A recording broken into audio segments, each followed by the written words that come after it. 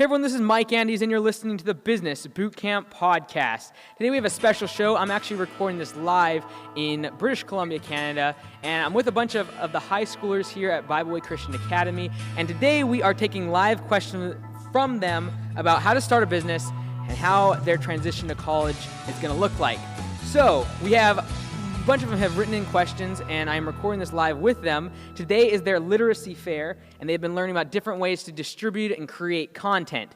So, without any further delay, we'll jump into the questions. But before that, today we want to say a big thank you to our sponsor, which is Gusto. If you haven't already, go to gusto.com/bootcamp for a free 90-day trial of their software, where you can pay your employees and make sure that they have all the benefits they need. That's Gusto with a G, gusto.com/bootcamp. Try it out today. Now, what we're going to do today is we are going to have these students read out their question of what they want to know about business, running a business, and how to get into college. So, without any further delay, I'm going to call one of their names up. The audience is going to go nuts, and they're going to come and read their question. So, Bethany, please come forward.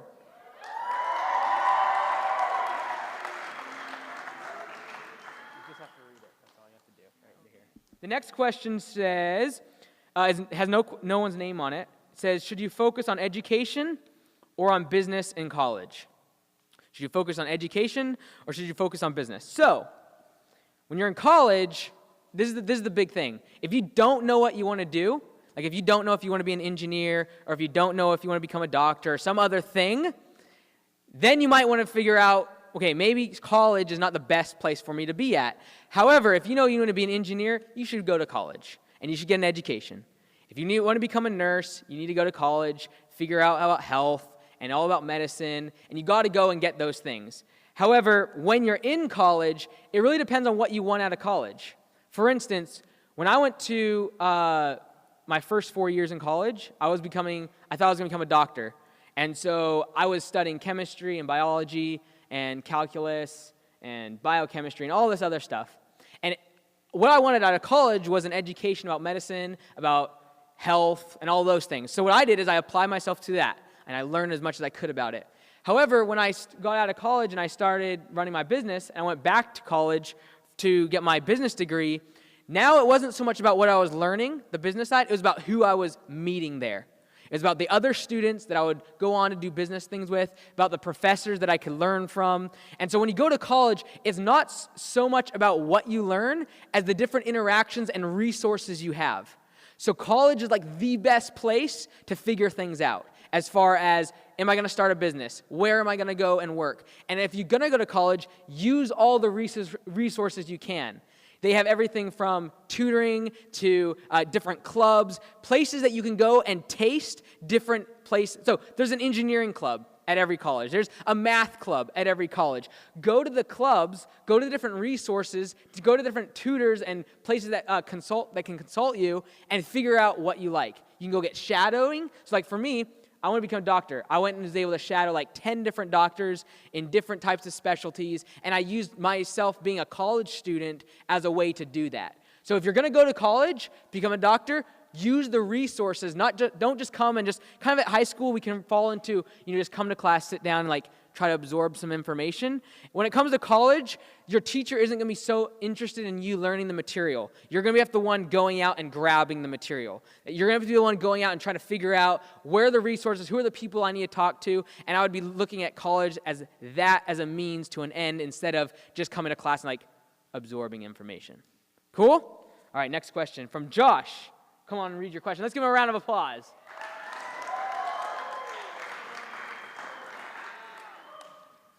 Nice and clearly into there. Okay. My question is, how do you start a business and how do you keep it running for a long time? And how do you convince customers of your business? Perfect. All right, let's give him another round of applause. All right, so how do you start a business and how do you keep it and make it successful for a long period of time? So when it comes to business, if you ever run a business, you'll find this out. You can make decisions. You have a lot of decisions. Every single day there's lots of decisions. And you got to make decisions based upon, are you in it for the short term or are you in it for the long term? So for example, today, I'll give you an example. Today I have this customer, he lives in Ferndale, He's a contractor, and they're building this really, really nice house. And we're building this big retaining wall, and the project has gone really bad. With all the rain that we've had in the past week, it's an absolute mud pit. We've gotten equipment stuck inside. It's about 2.5, 3 feet of deep of absolute mud. The job has gone really, really bad. So the short-term positive, or if I was making a decision on this customer on the short-term basis, I would say, we're out of the job. I'd give the money back, and I'd say, figure it out. We don't want to have anything to do with it. It's sucking up all our time. We're getting stuff stuck. It's not worth it. The weather's bad. You're going to have to go find someone else. But I know that we will lose money, but in the long term, I know if I have that customer as a contractor, he'll probably come back to us in a year, 2 years, 5 years, 10 years. And so when it comes to running a business in the long term, it comes down to how are you making your decision on a day-to-day basis with your customers, with your finances, how you advertise, and deciding whether or not you're going for the short-term dollars or for the long-term relationships with your customers and with your employees. Make sense? Very cool. All right, how do you convince customers of your business? So there's a couple different ways. How I personally do it is through marketing and advertising and things like that.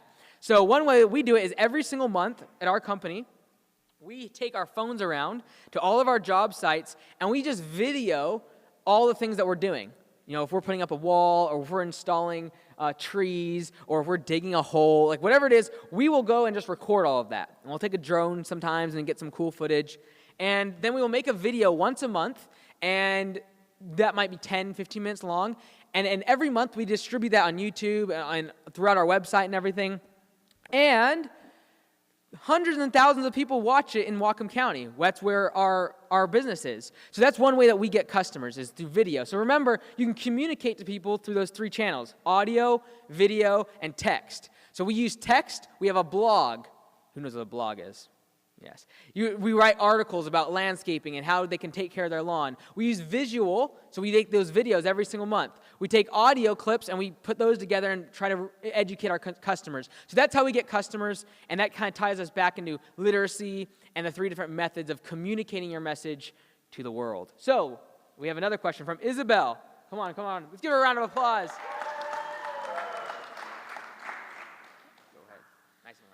How do you get all the money for this business before the business? All right. So thank you. Let's give her another round of applause. How do you get all the money so basically, how do you get startup capital, right? Like, how do you get the money to start a business? Cool. All right. So first of all, you don't need a lot of money to start a business. But if you have a goal of some business you want to make, it might require a bunch of money to start. So for instance, I can start a mowing company. Like when I started, I was 11 and my brother was 13. And we started with $1,000, and we bought a mower, and we bought a weed eater, and we bought a blower. And that's it. And so that's all we need to start.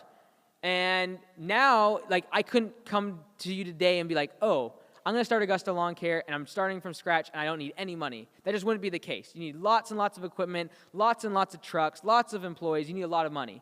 But you can always start small. And so if you wrote down, some of you have wrote down business ideas. If you have a business idea, ask yourself, how can you start this concept with the least amount of money possible? So when I started when I was 11, there's no way I could have started Augusta Lawn Care the way it is today. But I started with $1,000, a little junky push mower from Lowe's, and a weed eater and a blower. And so starting small, the Bible says, don't despise the day of small beginnings, and it goes the same way with business. And that is, don't be afraid to start your concept or your business in a very small way with just 1 or 2 customers. For instance, if you want to become the best dog trainer in the world, and that's what you want to do, you might start out with just dog walking. Really, really simple. You don't need much money to start, but you get to be with the dog. You get to get more experience with the dogs, and you'll grow as your company makes more money. You can put the money into the business, get equipment, get more people, hire people, advertise, and grow the company that way. So you don't need a lot of money to start, and I would start small, make money, put the money back into the business, and slowly grow it. All right? Next question is, how much do you, this one doesn't have a name on it. How much do you get paid for doing a podcast? I'm not going to tell you. But basically, the sponsors of the show, they can buy like 10-pack episodes or like 3-pack episodes, and they just pay me to, like, you know how I just talked about Gusto? Gusto is a company that has software for employees. So I can use Gusto's software to pay my employees through automatic transfer through their bank. And then it also allows me to manage their benefits and things like that. So Gusto contacts me and says, hey, if you say our name on your podcast, and we'll pay you so much money per person that signs up or per episode. And so, you know how I said gusto.com/bootcamp? So if you go there, they've made a web page just for the podcast listeners, and so that way they can track how many people buy from the podcast. Because they're trying to make money too. So they're trying to basically use us as an advertising channel. So they pay me per episode or per person that signs up for their software. All right, Joy Robinson, next question. Let's give her a round of applause. Go ahead. Nice and loud in the microphone. Okay. How are you sure that you will get enough business to pay off the debt you owe for starting the business? So you're never sure. You're never sure that you're going to make up the money if you go into debt. You're never sure. That's why I say start out really small. Don't go into debt at the beginning while you're younger, and build the business so that when you are getting a little bit older and want to grow the business, you have the money available. You don't need to get a bunch of debt to start your company. Now, that being said, the biggest part that most people don't start a business is because of the risk. Because there's always a risk that it doesn't work. And some people just aren't cut out for that, and not everyone should start a business. It's not the best way to make money. It's not the best, work-life balance. You work a lot of time. It's not for everybody. And one of the things, though, for some people is the risk they can't handle. They can't handle, you might not make any money, or you might lose the customer, and that will directly affect you. For some people, though, they have to have that. I could not technically go to a job than 9 to 5. It would drive me crazy. And so I need to do something that has more risk, something that I can control, and that's why I run a business. Thank you, Joy. All right, next question comes from Gabe. Let's give him a round of applause.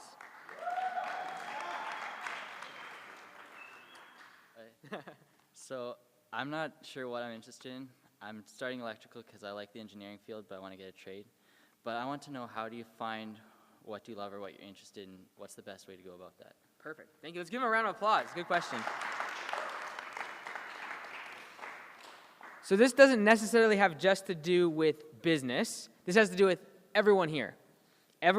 Almost everyone our age, 15, 16, 17, 18, you're trying to figure out what you like to do, what you love to do, and what you want to do the rest of your life, as far as your career and all of that. And so how do you find out what you love? At this time of our life, this is the best time of your life to go figure this question out. And you say, well, how do I do that? I would suggest going out and trying to shadow as many people as you possibly can. So if you're interested in the electrical field or sound or engineering, people are flattered that if you would ask them and say, hey, church or a friend, a parent's friend that is in the industry you're interested in, go and ask them, hey, can I come to your job for a day, half a day, a couple hours, and just see how it is? That's how I knew that I wasn't going to go to medicine for the rest of my life. Because I did college and I thought I was going to become a doctor. The reason I stopped becoming a doctor is I went and shadowed a bunch of physicians and realized I couldn't do what they were doing every day with filling out a bunch of paperwork and on their computers all day. I wanted to be in the operating room and doing other stuff, and I didn't want to have to be in that side of the medical realm. So that's why I stopped. And so what I would say to you is go figure out, what are the 5 things I'm interested in? Maybe it's baking, maybe it's medicine, maybe it's teaching, maybe it's sport, some sort of a sport thing. You say, well, I'm never going to become a professional athlete. I'm never going to be able to play for the Canucks. I see so many jerseys here. We must be in Vancouver. But all the Canucks jerseys, you say, well, I'm never going to play for the Canucks. But you might be able to be their trainer. You might be able to be their manager.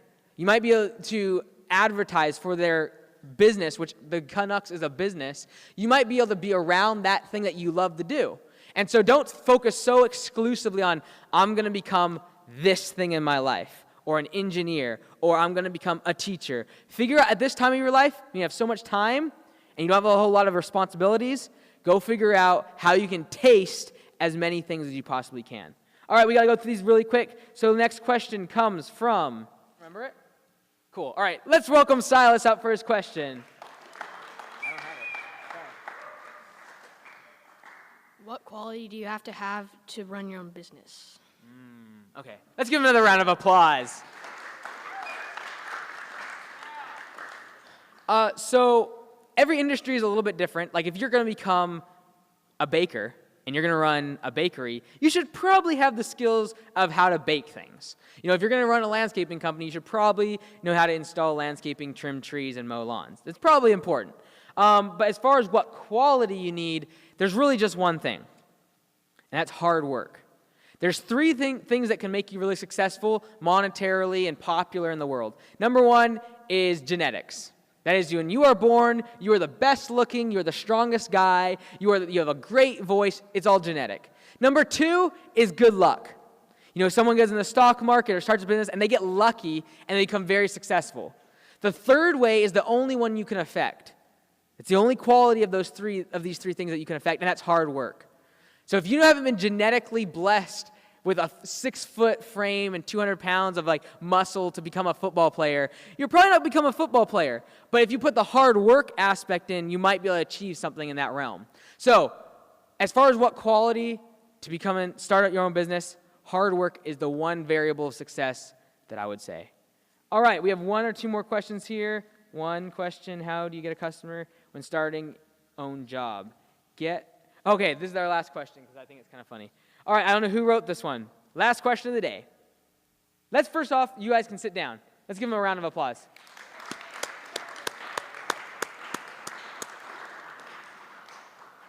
All right, so the question is, how do I earn $1 million per year as a student out of high school or a high school dropout? So let me be very clear about one thing. There's nothing great about becoming a millionaire and having a bunch of money. What you do with the money is much more important. And number two, everyone thinks being a millionaire is like, you have to become a millionaire. Like that's like the new standard. Did you know that if you make $400,000, you are in the top 1% of earners in North America? The top 1% is $400,000. So why do we make it feel like we have to make $1 million all the time? Look, that's in America, let alone the rest of the world. If you make like $10 a day, you're probably in the top 10% of the entire world. So I think we got to change our frame of reference as far as how much money we need to make. $1 million a year is an insane amount of money. You probably have to run a company that makes $10, $15 million in gross sales. So to think that you're going to become a student in college and throughout high school and make $1 million per year is probably not going to happen. Yes, it happens to one or two people who gets famous on Instagram or on Facebook, and they are now the influencer of the year, and that's their flavor of tea. But it'll probably not happen to you. Now, that being said, everything that I said today about the 3 different methods of communication is how that person did get that money.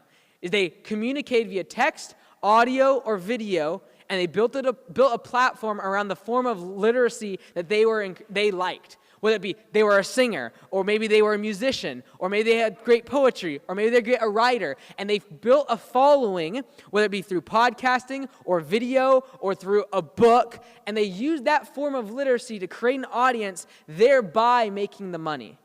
And so if you are really passionate about any single thing, whether it be fishing or sports or music, I would encourage you to start documenting what you're learning. I'm documenting what I'm learning in business, and there's other people that begin to like that. And then the money started to happen. Don't worry about the money side. If you really love what you're doing and you love the part of communicating with other people what you're learning about and what you're passionate about, it's the coolest thing in the world. On the podcast, I've been able to talk to people that I've read their books. Everyone here would probably know their name. They're very cool people. They've great, successful businesses, blah, blah, blah. And it's because I've created a channel and a resource for other people. Because I'm trying to give them what I'm learning. So I'd encourage you today, we talked about today about learning about how to write and read and video and all this other stuff.